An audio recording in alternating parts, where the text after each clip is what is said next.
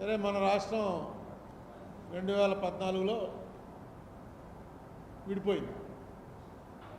జనరల్గా ప్రతి రాష్ట్రానికి ఒక రాష్ట్ర అవతరణ దినోత్సవం జరుగుతుంది, కానీ మన రాష్ట్రానికి మాత్రం ఇప్పటివరకు ఏ రోజు ఇది అవతరించిందో అనేటువంటి ఒక సెలబ్రేషన్ ఏమీ లేదు, కండోలెన్సే. నేను ఇంతకుముందు చెప్పాను, ఇది వార్షికోత్సవం కాదు, సంవత్సరికం అని.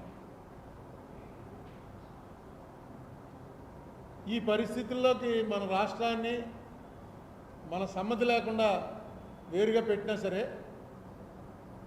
దానికి సంబంధించి అప్పట్లో 2013-14లో ఒక 100 పైన 109, 110 కరెక్ట్గా ఫిగర్ గుర్తులేదు, సుప్రీంకోర్టులో పిటిషన్లు దాఖలయ్యాయి.